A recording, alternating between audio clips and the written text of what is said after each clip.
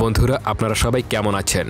আজকের গল্পটা একটু ভিন্ন রকমের, যেখানে একজন লোক তার স্ত্রীকে নিয়ে খুবই সুখে শান্তিতে সংসার করছিল। এমনকি তার পরপর 3টি ফুটফুটে সন্তানও জন্ম হয়। কিন্তু লোকটি এর মধ্যে দ্বিতীয় বিয়ে করে আর প্রথম স্ত্রী এবং সন্তানের দায়িত্ব পালন না করে তাদেরকে ঘর থেকে বের করে দেয়। প্রথম স্ত্রী যখন তার অধিকার ফিরে পেতে চায় তখন তাকে তালাক দিয়ে দেওয়া হয়। এরপরে শুরু হয়ে যায় প্রথম স্ত্রীর তার নিজের অধিকার ফিরে পাওয়ার লড়াই, যেই লড়াই চলে যায় সুপ্রিম কোর্ট পর্যন্ত। মুভিটি শুরু হয় 1970 সালে, যেখানে সাজিয়া বানু নামের একজন নারীকে দেখা যায়। তার বিয়ে আব্বাস নামের একজন উকিলের সঙ্গে ঠিক হয়। সাজিয়ার বাবাকে দেখা যায় তিনি একজন হাফেজ মানুষ, সে সমাজের একজন সম্মানিত ব্যক্তি। এরপর সাজিয়া এবং আব্বাসের বিয়ে হয়ে যায়। তাদের বিয়ে খুব ধুমধাম করেই হয়। এতে সাজিয়াও খুব খুশি হয়, কারণ সে আব্বাসকে মন থেকেই ভালোবেসে ফেলেছিল। বিয়ের পর তারা দুজনেই খুব সুখে শান্তিতে দিন কাটাতে শুরু করে। তারা দুজন বিয়ের পর একসঙ্গে ঘুরতে যায়, গল্প করে। আব্বাসও সাজিয়াকে খুব ভালোবেসে ফেলে। সবকিছু একেবারে শান্তিপূর্ণভাবেই চলছিল। একদিন সাজিয়া রান্না করতে এসে দেখতে পায় রান্নাঘরে 3টি প্রেসার কুকার রয়েছে, যা দেখে সাজিয়া কাজের মেয়েটিকে জিজ্ঞাসা করে, এতগুলো কেন? তখন মেয়েটি সাজিয়াকে বলে, সাহেবের হাতে তো সময় থাকে না, তাই জিনিস নষ্ট হলে আর ঠিক করার না, বরং নতুন করে একটা কিনে আনেন। এরপর তাদের দুইজনের ছোট্ট সংসার খুব ভালোভাবেই কেটে যাচ্ছিল। সাজিয়া তাদের বাড়ির সামনের একটি জায়গায় গোলাপ ফুলের বাগান করতে চেয়েছিল, তবে সমস্যা হলো সামনের প্রতিবেশীর বাসার ছাদের কিছু অংশ তাদের জায়গায় চলে এসেছিল। এটা দেখে সাজিয়া লোক আনে সেটা ভাঙার জন্য। এসব দেখে সেই প্রতিবেশী বলে, এত বড় সাহস তোমার? এসেছো মাত্র 2 দিন হলো আর এখনই মাতব্বরি শুরু করে দিয়েছ? এই জায়গার আসল মালিকের কোনো খবর নেই, এসেছো অন্যের মেয়ে সেটা নিয়ে ভাব দেখাতে। এরপর সেই প্রতিবেশী এই ঘটনা ফোন করে আব্বাসকেও জানিয়ে দেয় এবং বলে, তোমার বউয়ের তো একটু স্পর্ধা বেশি দেখছে। পরদিন আব্বাস সেই প্রতিবেশীর কাছে যায় এবং বলে, সাজিয়া যা করেছে একেবারেই ঠিক করেছে। এটা বলে সে সাজিয়াকে একটা পেপার দেয় এবং বলে, এই হলো জায়গার দলিল, আর ওই জায়গাটা এখন থেকে তোমার। আমি ওই জায়গাটা তোমার নামে করে দিয়েছি, তাই এবার যদি কেউ সেই জায়গা নিয়ে তোমায় কিছু বলতে আসে তাহলে তুমি পুলিশকে জানাতে পারো। আর এভাবেই আব্বাস সবসময় সাজিয়াকে সঙ্গ দেয়। এইসব দেখে সাজিয়া খুব খুশি হয় এবং তার সংসারটা ভালোবেসে আগলে রাখে। এরপর দেখা যায় সাজিয়া প্রথমবার মতো মা হয়েছে। আব্বাস আর সাজিয়ার একটি ছেলে সন্তান হয়, আর নিজেদের প্রথম সন্তান নিয়ে তারা দুজনেই খুব সুখে শান্তিতে দিন কাটাতে শুরু করে। এরপর 3 বছর কেটে যায় আর সাজিয়া আবারও মা হয়, আর এবার সাজিয়ার একটি মেয়ে সন্তান হয়। আর এখন তাদের এক ছেলে এক মেয়ে দিন দিন বড় হচ্ছে। এই কারণে সাজিয়া আর আব্বাসের মধ্যে দূরত্ব কিছুটা বেড়ে যায়। তারা একে অন্যের সঙ্গে খুব কম সময় কথা বলে, আর আব্বাসও তার কাজে সবসময় ব্যস্ত থাকে। এরই মধ্যে একদিন সে পাশের বাড়ির প্রতিবেশী সাজিয়ার ছেলে মেয়েদেরকে কুকুরের সঙ্গে খেলতে দেখে। এইসব দেখে সে বলে ওঠে, ছি ছি, এ কেমন শিক্ষা? আমাদের ইসলামে কুকুর পোষা নিষেধ আছে। এসব ছেলে মেয়ে তো একেবারে বিধর্মী হয়ে বেড়ে উঠছে। এইসব শুনে বাচ্চা দুজনে কাঁদতে শুরু করে। এইসব দেখে সাজিয়া গিয়ে আব্বাসকে ফোন করে, তবে সেই সময় আব্বাস মিটিংয়ে থাকে, তাই সে কলটা রিসিভ করেই বলে, বারবার এমন করে কল করলে বাসার ফোনটা একেবারেই ভেঙে ফেলবো। তখন সাজিয়া পাশের প্রতিবেশীর কথা আব্বাসকে জানায়। আব্বাস তখন সাফ জানিয়ে দেয়, বাসার সব ঝামেলা বাসাতেই রাখবে, আমাকে জানাতে আসবে না। এইসব শুনে সাজিয়ার মন খারাপ হয়ে যায়। সে গম্ভীর হয়ে বসে থাকে। রাতের বেলা আব্বাস কাজ শেষ করে বাসায় আসে আর তাড়াহুড়া করে ব্যাগের জামা কাপড় গোছাতে শুরু করে। সাজিয়া কারণ জিজ্ঞাসা করলে জানায় তার একটা জরুরি কাজের জন্য পাকিস্তান যেতে হবে। যাওয়ার সময় সে সাজিয়াকে বলে, তুমি কোনো চিন্তা করো না, আমি 3 সপ্তাহের মধ্যে ফিরে আসবো। সে আরো বলে, তুমি বেশি চিন্তা করবে না কিন্তু, আর কাজবাজ একটু কম কম করো, নিজের প্রতি খেয়াল রেখো, কারণ তুমি এখন প্রেগনেন্ট। এইসব বলে আব্বাস সেখান থেকে বেরিয়ে পড়ে। এরপর দিন কাটাতে থাকে, আর এখন সাজিয়ার সাথে আব্বাসও তেমন একটা কথা বলে না। আব্বাস প্রায় 7 দিন 10 দিন পর পর সাজিয়ার সঙ্গে কল করত, আর দেখতে দেখতে 3 মাস পার হয়ে যায়। তখন আব্বাস বাসায় ফিরে আসে, সাথে আব্বাসের মাও সেখানে আসে। সাজিয়া গাড়ির আওয়াজ পেয়ে খুবই খুশি হয়ে যায়। সাজিয়া তার বাচ্চাদেরকে সাজিয়ে বাইরে আসে। খুব খুশি মনে সাজিয়া আব্বাসের সামনে বাচ্চাদেরকে নিয়ে আসে। তবে আব্বাস সাজিয়াকে বলে সে আরো একটা বিয়ে করেছে, মেয়েটির নাম সায়রা। এই কথা শুনে সাজিয়া পুরোই থমকে যায়। সে এতদিন ধরে আশা নিয়ে বসেছিল ভালোবাসার মানুষটি বাড়ি ফিরে আসবে, কিন্তু সে বাড়ি ঠিকই ফিরে এসেছে, তবে অন্য কারো হয়ে। এইসব জানার পর সাজিয়া চিৎকার করে বলে, কি করে তুমি এমনটা করতে পারলে আমার সঙ্গে? একবার আমায় জিজ্ঞাসা করে আমার মতামতটাও জানতে পারতে যে আমি রাজি কিনা। এই কথা শুনে আব্বাসের মা বলে, আব্বাস তো ইচ্ছা করে আর বিয়েটা করেনি, ওকে কসম দেওয়া হয়েছিল, সেই জন্যই ও পরিস্থিতির শিকার হয়ে বিয়েটা করেছে। আসলে ওর ফুফাতো বোনের বিয়ের পর ওর স্বামী মেয়েটিকে খুব মারধর আর টর্চার করত, আর একদিন ওর স্বামী অসুস্থ হয়ে মারা যায়। আর বিধবা হওয়ার কারণে ওর জীবনটা একেবারে দুর্বিষহ হয়ে পড়ে। সমাজের মানুষ ওকে অনেক কথা শোনাতে শুরু করে, তাই সবাই মিলে জোর করে আব্বাসের সঙ্গে ওর বিয়ে দিয়ে দেয়। আর আব্বাসও মেয়েটির এই অসহায়তা দেখে আর কিছুই বলতে পারেনি। রাতের বেলায় দেখা যায় আব্বাস সাজিয়ার কাছে আসে এবং বলে, বলে তুমি আমার প্রথম স্ত্রী আর সবসময় তুমি আমার জন্য সেই একই থাকবে, তুমি মন খারাপ করে থেকো না। সায়রাকে তো বাধ্য হয়ে আমি বিয়ে করেছি, কিন্তু তোমায় তো আমি ভালোবাসি, আর এইভাবে তুমি সারা জীবন পাশে থাকবে। আর সায়রা বাইরের বাগানের ঘরে থাকবে, আর এই বাড়িটা তোমার, তাই এখানে তুমি তোমার অধিকার নিয়ে থাকবে। আব্বাসের এইসব কথা শুনে সাজিয়া কিছুটা স্বস্তি পায়। পরদিন থেকে দেখা যায় সায়রা আব্বাসের কোনো কাজ করতে আসলেই সেটা সাজিয়া তাকে করতে দিত না, যেমন কাপড় ধোয়া, আব্বাসের খাবার বেড়ে দেওয়া ইত্যাদি। এইসব কোনো কাজই সাজিয়া সায়রাকে করতে দিতে চাইতো না, সাজিয়া একাই করত। কারণ সাজিয়ার মনে একটা ভয় তৈরি হয়ে গিয়েছিল যে হয়তো এসব কাজ করে সায়রা আব্বাসের কাছে চলে আসবে। এছাড়া তার উপরে কিছুটা ঈর্ষাও করতে শুরু করে, কিন্তু পাশাপাশি সায়রার কথা ভেবে তার জন্য মায়াও হতো। সে এতদিন অনেক কষ্ট সহ্য করেছে। দেখা যায় সায়রা সবসময় সাজিয়াকে আপা বলে ডাকে এবং সাজিয়ার পাশে পাশে থাকার চেষ্টা করে। একদিন সায়রা সাজিয়াকে বলে তার কিছু প্রয়োজনীয় জিনিস দরকার। এই কথা জানতে পেরে সাজিয়া সায়রাকে নিয়ে বাজারে যায়। সেখানে গিয়ে সাজিয়া সায়রাকে সেই সব জিনিসগুলো কিনে দিতে শুরু করে, কিন্তু সায়রা লক্ষ্য করে সাজিয়া সেই সব জিনিসগুলো তাকে কিনে দিচ্ছিল যেগুলো আব্বাসের একেবারেই পছন্দ নয়। সাজিয়ার চোখে মুখে রাগ আর ঈর্ষা একেবারেই প্রকাশ পাচ্ছিল। তখন সায়রা বলে আমি কোনো সস্তার জিনিস বা কোনো পণ্য নই। সে আরও বলে আপনাকে চেনার অনেক আগে থেকে আব্বাস আমাকে চেনে, আর আব্বাস আপনার বিয়ের অনেক আগে থেকে আমাকে ভালোবাসত, কিন্তু দুর্ভাগ্যবশত আমাকে অন্য জায়গায় বিয়ে দিয়ে দেওয়া হয়েছিল। সেই জন্য আর আব্বাসের সঙ্গে আমার বিয়ে হয়নি, আর সেই জন্য পরে আপনার সঙ্গে তার বিয়ে হয়েছিল। আর যখনই সে জানতে পারে আমার স্বামী মারা গেছে, তখন সে সবকিছু ছেড়ে আবারও আমার কাছে ফিরে এসেছে। সে বাধ্য হয়ে আমাকে বিয়ে করেনি, সে আমাকে ভালোবাসে বলেই বিয়ে করেছে। সায়রা তখন আরও বলে যদি আমি আব্বাসকে শর্ত দিতাম যে তাকে প্রথম স্ত্রীকে তালাক দিতে হবে, তাহলে সে সেটাই করত। এত সব কথা জানতে পেরে সাজিয়া হতবাক হয়ে যায়। সে কখন এটা ভাবতে পারেনি যে আব্বাস তার সঙ্গে এমনটা করবে। এরপর বাড়ি আসলে সাজিয়া এই নিয়ে আব্বাসের সঙ্গে ঝগড়া শুরু করে দেয়। তাদের দুজনের মধ্যে অনেক কথা কাটাকাটি হয়। আব্বাস তার নিজের ভুল স্বীকার করতে একেবারেই রাজি ছিল না। কথার এক পর্যায়ে সাজিয়া বলে ওঠে 2 দিনের মেয়ে সেমাই বলছে যে তোমার কোন রঙের ব্রা পছন্দ, এইসবও আমায় শুনতে হবে। এটা শুনে আব্বাস সাফ জানিয়ে দেয় যে আমি আমার কাজের হিসাব তোমাকে দিতে চাই না। এইসব শুনে আর সাজিয়ার বুঝতে বাকি থাকে না যে এই আব্বাস আর সেই আগের আব্বাস নেই। আর এবার তার মনে হয় সায়রার কথাগুলো হয়তো সত্যি ছিল। রাতের বেলা সাজিয়া ঘুম থেকে উঠে বাগানের সেই ঘরের দিকে তাকায়, দেখে দরজা বন্ধ, আর ভিতরে সায়রা আর আব্বাসও আছে। তারা দুজনে হাসাহাসি করছে, নিজেদের মধ্যে গল্প করছে। সে গেটের সামনে গিয়ে আবারও সেখান থেকে ঘরে ফিরে আসে। তার কষ্টে যেন বুকটা ফেটে যাচ্ছিল, আর ঠিক এভাবেই চলতে শুরু করে। এমনিভাবে আরও 1 বছর পার হয়ে যায়। সাজিয়ার একটি ছেলে হয়েছে, আর এখন সাজিয়া শুধু বাচ্চাদেরকে খেয়াল রাখত, আর আব্বাসের সব দেখাশোনা তো সায়রা করে। সে আব্বাসের ঘর গোছানো, খাবার দেওয়া এইসব করে। আব্বাসের সবসময় খেয়াল রাখছিল, আর সাজিয়াও শুধু তার বাচ্চাদের কথা চিন্তা করে এইসব সহ্য করছিল। অন্যদিকে সায়রাও এখন প্রেগনেন্ট হয়ে গেছে। এরপর একদিন সাজিয়া আব্বাসের অফিসে যায় তাকে সারপ্রাইজ করার জন্য, কারণ আজকে তাদের বিবাহ বার্ষিকী ছিল। কিন্তু এই কথা আব্বাসের একেবারেই মনে থাকে না। সাজিয়া এসেছিল যাতে আব্বাসের সঙ্গে কিছুটা সময় কাটাতে পারে, আর একসঙ্গে সিনেমা দেখার প্ল্যান করে। কিন্তু আব্বাস বলে তার আজকে অনেক কাজ আছে, তাই সে যেতে পারবে না। এইসব শুনে সে আব্বাসকে বলে তুমি তো এখন আমায় কোনো পাত্তাই দাও না, রাতে সায়রার কাছে এখন ঘুমাও আর চলাফেরাও করো তার সঙ্গেই। মনে হচ্ছে আমার তো কোনো অস্তিত্বই নেই তোমার জীবনে। এইসব শুনে আব্বাস বলে তুমি এখন অফিস থেকে চলে যাও, বারবার এই একই ঘ্যানঘ্যানানি আমি আর শুনতে চাই না। এই কথা শুনে সাজিয়া অনেক হতাশ হয়ে পড়ে। সে বারবার আব্বাসকে মানানোর খুব চেষ্টা করে, কিন্তু আব্বাস তাকে অপমান করে ওখান থেকে তাড়িয়ে দেয়। আর আজকের এই ঘটনায় সাজিয়ার ধৈর্যের বাঁধ ভেঙে যায়, কারণ আব্বাস তার বাচ্চাদের সঙ্গে তেমন একটা কথা বলতো না। সে সবসময় শুধু সায়রার সঙ্গেই থাকতো। এর জন্য এবার সাজিয়া রেগে তার বাচ্চাদের সাথে করে নিয়ে নিজের বাপের বাড়ি চলে যায়। অন্যদিকে আব্বাস মনে মনে ভাবে তার হয়তো সাজিয়ার সাথে এটা করা ঠিক হয়নি, তাই সে আসার সময় কিছু ফুল নিয়ে আসে সাজিয়ার জন্য। কিন্তু বাড়ি আসলে সায়রা তাকে জানায় সাজিয়া বাচ্চাদেরকে নিয়ে বাপের বাড়ি চলে গেছে। এই কথা জানতে পেরে আব্বাস সাজিয়ার উপরে ভীষণ রেগে যায় এবং একবারের জন্য সে সাজিয়াকে ফোন করে না। এমনি করে কিছুদিন কেটে যায়।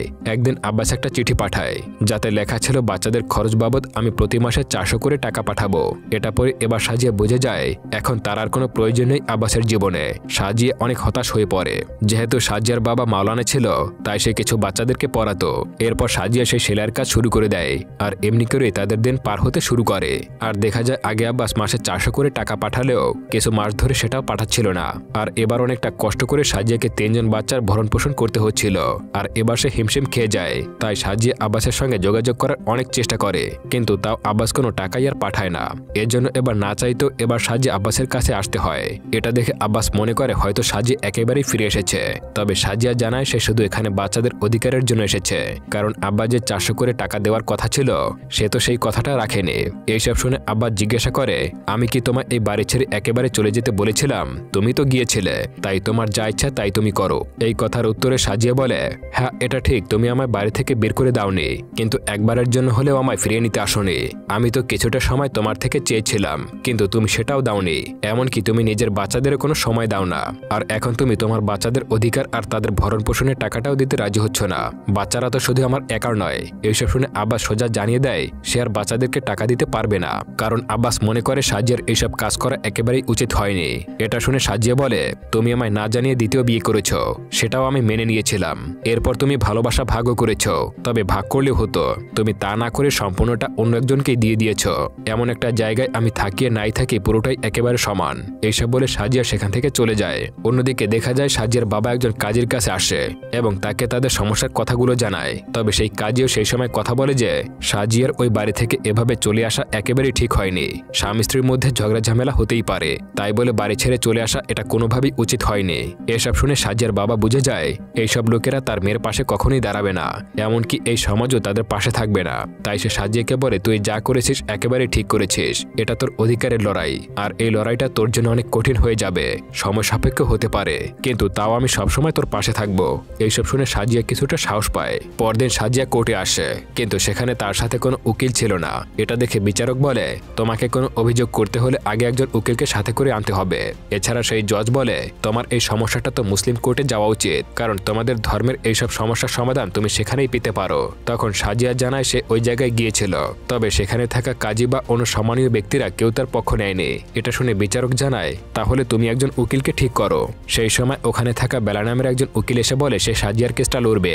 বেলার সঙ্গে ফরাজ নামের আরও একজন ছিল, তারা দুজন মিলে সাজিয়ার এই কেসটা লড়ার সিদ্ধান্ত নেয়। এরপর বেলা আর ফরাজ মিলে আব্বাসের উপরে সেকশন 125-এর অধীনে নথিভুক্ত করে। এটা জানতে পেরে তো আব্বাস পুরোপুরি শক্ট হয়ে যায়। সে তো ভাবতেই পারেনি সাজিয়া এমন পদক্ষেপ নিতে পারে। তবে সে আবারও সিদ্ধান্ত নেয় যা হওয়ার তা হয়ে গেছে, এবার সে এটার জবাব দিয়েই ছাড়বে। তবে সায়রা এসব শুনে আব্বাসকে বোঝানোর চেষ্টা করে আর বলে এটা করা তার উচিত হবে না, কিন্তু আব্বাস তার কোনো কথাই শোনে না। অন্যদিকে দেখা যায় আব্বাসের মা সাজিয়াকে তাদের বাড়িতে ডেকে এনেছে, যাতে করে এই ঝামেলাটা বেশি দূর না যায়, আর যাতে দুই পক্ষ নিজেদের মধ্যে কথা বলে সবটা ঠিক করে নিতে পারে। তাই সাজিয়া যখন আব্বাসের বাড়িতে আসে তখন আব্বাসের মাতাকে বলে, এভাবে তুমি হুট করে ব্যাপারটা কোর্ট পর্যন্ত টেনে ভালো করোনি, এটা তুমি একটু বেশি বাড়াবাড়ি করে ফেলেছ। এসব তো বাড়িতে বসে মিটমাট করা যেত।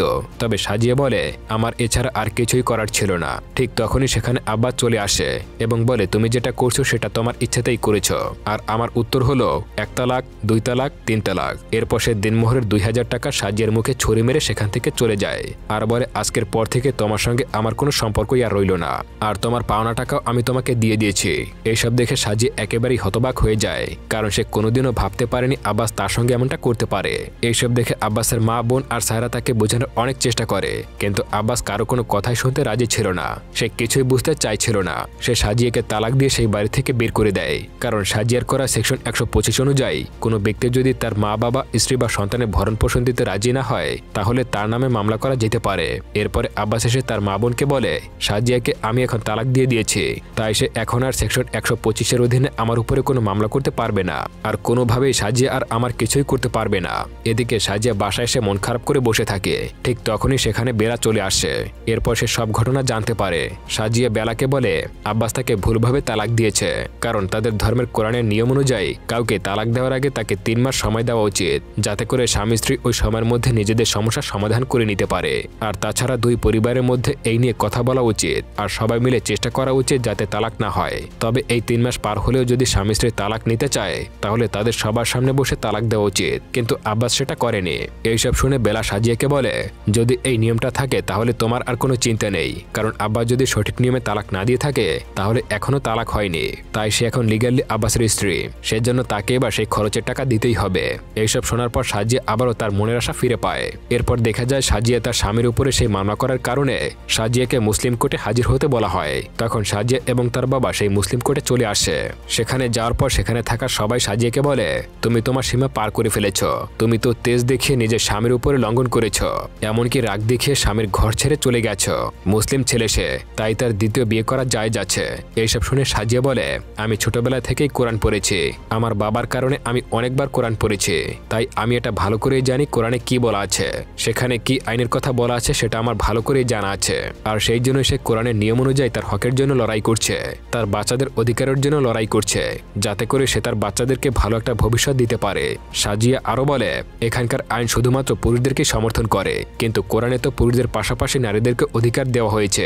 যদিও কোরআনে পুরুষদের একটা সীমা বেঁধে দেওয়া আছে, তবে সেই বিষয়ে নারীদেরকে জানানো হয় না, আর সেজন্যই নারীরা চুপচাপ পুরুষদের সব জুলুম সহ্য করতে থাকে। সে আরও বলে, আমি জানি আমি যা করছি সেটা ঠিক করেছি, এমনকি আল্লাহ জানে আমি সঠিক পথেই আছি, সেজন্য এখন আমি এখান থেকে পিছু হটব না। এসব বলার পর সাজিয়া সেখান থেকে চলে আসে। এরপর দেখা যায় সাজিয়ার করা কেসটা আবারও শুরু হয়ে যায়, আর এবার সেটা হাইকোর্টে চলে আসে। সেখানে আব্বাস দাবি করে সে আইন অনুযায়ী সাজিয়াকে তালাক দিয়েছে, সে এখন সাজিয়া বা বাচ্চাদের দায়িত্ব নিতে পারবে না। এইসব শোনার পর বেলা বলে, তবে মুসলিম নিয়ম অনুযায়ী কোরআনে লেখা আছে কাউকে তালাক দেওয়ার আগে তাকে জানানো উচিত, তাছাড়াও দ্বিতীয় বিয়ে করার আগেও তাকে জানানো উচিত ছিল, কিন্তু আব্বাস এসব নিয়মের কোনো কিছুই পালন করেনি। বেলা আরও বলে, মুসলিম নিয়ম অনুযায়ী আব্বাসের উচিত ছিল সাজিয়া থেকে অনুমতি নিয়ে দ্বিতীয় বিয়ে করা, আর যদি কেউ দ্বিতীয় বিয়েও করে নেয় তাহলে তাকে দুই পক্ষের ভরণ পোষণ আর দেখাশোনার দায়িত্ব নিতে হবে, কিন্তু আব্বাস সেসবের মধ্যে কোনো শর্তই পালন করেনি। কিছু বছর আগে ঠিক এমন একটা কেস সুপ্রিম কোর্ট পর্যন্ত এসেছিল, সেটা তাহেরা নামের একজন মেয়ে করেছিল, আর সেই কেসে কোর্ট রায় দিয়েছিল যে তাহেরার স্বামীকেই তাকে সারা জীবন ভরণ পোষণ দিতে হবে। ঠিক সেই একই রেফারেন্স দেখিয়ে বলে, ঠিক সেভাবেই আব্বাসকেও সাজিয়া আর বাচ্চাদের ভরণ পোষণ দায়িত্ব নিতে হবে। তবে এইসব শোনার পরেও আব্বাস চুপ থাকে। তখন বিচারক আব্বাসকে জানায় তাকে প্রতি মাসে 180 টাকা করে সাজিয়াকে দিতে হবে। সেই টাকার পরিমাণ কম হলেও সাজিয়া এতে রাজি হয়ে যায়, কারণ সে শুধু অধিকারের জন্য লড়াই করছিল, টাকার জন্য নয়। কিন্তু এখানে আব্বাসকে দেখে বোঝা যাচ্ছিল সে নিজে মনে মনে কোনো প্ল্যান করছে, আর এবার আব্বাস অন্যরকমের একটা প্ল্যান করে, কারণ সে এই কেস ইচ্ছে করেই হার মেনে নিয়েছিল, যাতে করে কেসটা সুপ্রিম কোর্ট পর্যন্ত যেতে পারে। কারণ কিছু বছর আগেই ঠিক এমনই সুপ্রিম কোর্টের রায় দিয়েছিল যে স্ত্রী ভরণ পোষণের দায়িত্ব স্বামীকেই নিতে হবে, আর এবার সে সেই রায়টাকে চ্যালেঞ্জ করার জন্য পরিকল্পনা করে এবং কোর্ট পর্যন্ত যেতে চায়, কারণ সে এবার তার রায় পরিবর্তন করে সবাইকে এটা বোঝাতে চায় যে স্ত্রী ভরণ পোষণের এই সিদ্ধান্ত একেবারেই ভুল। অন্যদিকে দেখা যায় সাজিয়ার গ্রামের লোকজন তার উপরে ভীষণ ক্ষেপে যায়, কারণ তারা সবাই মনে করে সাজিয়ার এইসব কাজকর্মগুলো মুসলিম ধর্মের বিরুদ্ধে, তার কাজগুলো সবই ভুল। এই কারণে গ্রামের সব লোকেরা সাজিয়ার বাড়িতে হামলা করে দেয়। এইসব দেখে সাজিয়া বুঝতে পারে এই বাড়িতে তার আর কোনো নিরাপত্তা নেই, সে এবার নিজের পরিবারের ক্ষতির কারণ হয়ে যাচ্ছে আর তাদেরকে সমস্যায় ফেলে দিচ্ছে। এবার সাজিয়া একটা অন্যরকমের সিদ্ধান্ত নেয়, আর এবার তার মনে পড়ে যায় যে আব্বাস তাকে একটা বাগানের জমি লিখে দিয়েছিল। এর জন্য সে আবারও বাচ্চাদেরকে নিয়ে আব্বাসের বাড়িতে চলে আসে। সাজিয়াকে দেখে আব্বাস বলে, কি মনে করলে এত কিছু হওয়ার পরেও আমি তোমাকে আপন করে নেব? উত্তরে সাজিয়া বলে, তুমি আপন করতে বাধ্য, কারণ আমি এখানে আমার সংসার করতে আসিনি, আমি এসেছি আমার অধিকারের জন্য। আমার যে জায়গাটা লিখে দিয়েছিলে সেটা আমার অধিকার। এরপর সাজিয়া তার বাচ্চাদেরকে নিয়ে সেই বাগানের বাড়িতে ওঠে। এইসব দেখে সায়রা আবার আব্বাসকে বোঝাতে থাকে, এমন আচরণ করা বন্ধ করে দাও, সুপ্রিম কোর্টে আর আপিল করো না, এতে করে কি লাভ হবে? তবে আব্বাস সেসব কানেই তোলে না। এরপর সায়রা সাজিয়ার ঘরে আসে এবং জিজ্ঞাসা করে, কেন এসব করছো? উত্তরে সাজিয়া বলে, তোমার কি মনে আছে সেই দিনটার কথা যখন আমি তোমায় নিয়ে বাজার কেনাকাটা করার জন্য গিয়েছিলাম? আমি তোমার উপরে নিজের আধিপত্য খাটাতে চেয়েছিলাম। তোমার তখন কেমন মনে হচ্ছিল? তোমার তখন মনে হচ্ছিল যে তুমি ফ্রিতে পাওয়া কোনো একটা পণ্য বা বস্তু, তোমার কোনো মান সম্মানই নেই। তুমি কিন্তু তখন আব্বাসের কথা না ভেবে সব সত্যি কথাগুলো আমায় জানিয়েছিলে। তুমি তখন ভালোবাসার কথা ভাবনি, তখন তোমার মাথায় আসেনি আব্বাস তো আমায় মানিয়ে রেখেছিল, ওর সব কথা মিথ্যা, আর সামনেই ওর সব কথা মিথ্যা প্রমাণিত হয়ে যাবে। সেদিন এইসব কিছুই তোমার মাথায় আসেনি, কারণ তোমার সম্মানে বেঁধেছিল।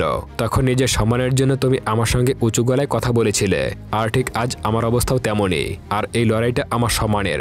এইসব শুনে এবার সায়রা বুঝে যায় যে সাজিয়া কি বোঝাতে চাইছে।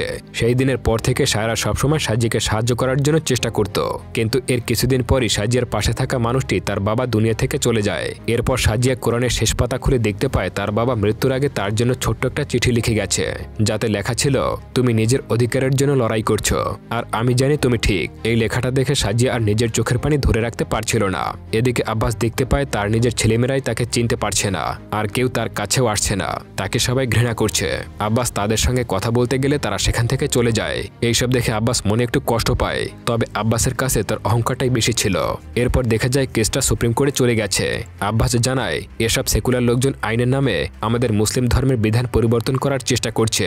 যদিও এই দেশটা ধর্মের কারণেই বিভক্ত হয়েছিল এটা ঠিক, কিন্তু তার দায় দুই পক্ষেরই। এতে হিন্দু মুসলিম বৌদ্ধ সবারই হাত ছিল, কিন্তু এখনো কোনো কথা বা প্রশ্ন উঠলেই মুসলিমদের দায়ী করা হয়। সে আরো বলে, আমাদের আইন অনুযায়ী এই কেসটা অনেক সহজ ছিল, আর সে সাজিয়াকে তালাক দিয়েছে, তাই সেখানেই তার সব দায়িত্ব শেষ হয়ে গেছে। আব্বাস আরো বলে, বিয়ে হচ্ছে একটা কন্ট্রাক্ট, যাতে বিয়ের সব নিয়মকানুন লেখা আছে। তাছাড়া সে সেই নিয়ম অনুযায়ী দেনভরে সব টাকা পরিশোধ করে দিয়েছে, তাই এই কেসটা এত দূরে আসার কোনো প্রশ্নই ছিল না, কিন্তু তাও এসে পড়েছে। তার মানে আমাদের মুসলিম ধর্মের অবস্থা কোথাও না কোথাও অসম্মান করা হয়েছে। আব্বাসের এসব কথা শোনার পর সাজিয়া তার বক্তব্য বিচারককে জানাতে দাঁড়িয়ে যায়। সে জানায় সে অনেক ছোটবেলা থেকেই কোরআন পড়া শিখেছে, তার বাবা তাকে ছোটবেলায় কোরআন পড়িয়েছে। সে আরও বলে তাদের সমাজে লোকেরাই সবাই কোরআন ভালো করে পড়তে পারে না, উল্টো কেউ কাউকে কোরআন নিয়ে কোনো কথা বললে সেটা অনুসরণ করেই তারা চলতে চায়। তবে সেই সব লোক এসব গান দিয়ে বেড়ায়, তারা আসলে কোরআনের নিয়ম পরিবর্তন করে ফেলে, আর তাদের করা সেই নিয়মগুলোই তারা অন্যের মানুষের উপরে চাপিয়ে দেওয়ার চেষ্টা করে। সাজিয়ে আরও বলে আমি এখানে হিন্দু মুসলিম নিয়ে লড়াই করতে আসিনি, আমি আমার অধিকারের জন্য এসেছি, কারণ আমি একজন ভারতীয় নারী, কিন্তু সে ভারতীয় মুসলিম। যেমন কোনো মানুষ খুন হলে কেউ জিজ্ঞাসা করে না সে আসলে কোন ধর্মের, ঠিক একইভাবে তালাক হয়েছে বলে আমি আমার অধিকারের জন্য লড়াই করতে এসেছি। কিন্তু আমায় কেন এটা শুনতে হবে যে তুমি মুসলিম কোর্টে যাও আর অন্য ধর্মের লোকেরা অন্য কোর্টে যাবে? এই দেশের সকল ভারতীয়রা এই একটা কোর্টেই আসবে, আর এই কোর্টে সিদ্ধান্ত নেবে যে আমার সঙ্গে যেটা হয়েছে সেটা ন্যায় নাকি অন্যায়। সাজিয়ে আরও বলে আমি কোনো রাজনীতি বুঝি না, আমার পাশে এতদিন আমার বাবা ছিল, সে আমার হয়ে এতদিন লড়ে গেছে, কিন্তু এখন সে এই দুনিয়াতে নেই। তাই আজ যদি আমি হেরে যাই সবাই এটা মনে করবে আমার আব্বু ভুল ছিল। তাছাড়া এই সমাজ আমায় ঘৃণার চোখে দেখে, তারা সবাই আমাকে একেবারে নিম্ন স্তরে ফেলে দিয়েছে। এমনিতেও আমার নামটা এখন গালি হিসেবে পরিণত হয়ে গেছে, তাই এখন এটা আমার সম্মান ফিরে পাওয়ার লড়াই। সাজিয়া ভেবেছিল এইসব কিছু সে করবে না, কিন্তু সে এটা ভেবে ভয় পায় যদি ছেলে মেয়ে তার বাবার মতোই হয় তখন কেমন হবে, বা যে মেয়েটা আছে তার স্বামীও যদি তার সঙ্গে এমন আচরণ করে তখন কেমন হবে। সে আরও বলে কোরআনে নারীদের সম্মান করতে হবে, পাশাপাশি তাদের মতামতকে গুরুত্ব দিতে হবে। যদি আগের স্ত্রী চায় তাহলে একজন পুরুষ তার দ্বিতীয় বিয়ে করতে পারবে, কিন্তু তা না করে যদি কেউ দ্বিতীয় বিয়ে করে তাহলে সেটা তার অধিকার কেড়ে নেওয়া হবে। সেই জন্য আমি চাই আমার অধিকার বুঝে নিতে। সাজিয়ার সব কথা শোনার পর বিচারক তার রায় শোনায়। সে তখন রায় শুনিয়ে বলে তিনি কোরআনের আর ভারতীয় আইন মেনে এই সিদ্ধান্তে পৌঁছেছেন যে কোনো সম্প্রদায় বা ধর্মের জন্য নয়, বরং এটা একজন ভারতীয় নারীর জন্য তাকে এই অধিকার দেওয়া আইনসম্মত। সে আরও বলে হাইকোর্ট এই সিদ্ধান্তে পৌঁছেছে যে সাজিয়াকে আজীবন প্রতি মাসে 180 টাকা করে দেওয়া উচিত, সেটা আব্বাসকে আজীবনই দিতে হবে। এরপর বিচারক এমন রায় শুনে সাজিয়া অনেক খুশি হয়ে যায়, কারণ সে তার এতদিনকার লড়াই জিতে গেছে, আর এখন সব মানুষই সাজিয়াকে সম্মানের নজরে দেখে, আর আগের মতো কেউ তাকে কটাক্ষ করে না, কারণ সবাই বুঝে গেছে সাজিয়া এত কিছু শুধুমাত্র তার অধিকারের জন্যই করেছে। এরপরে দেখা যায় সাজিয়া তার বাবার মতোই মেয়েদেরকে কোরআন শেখায়, আর এখানেই মুভিটা শেষ হয়ে যায়।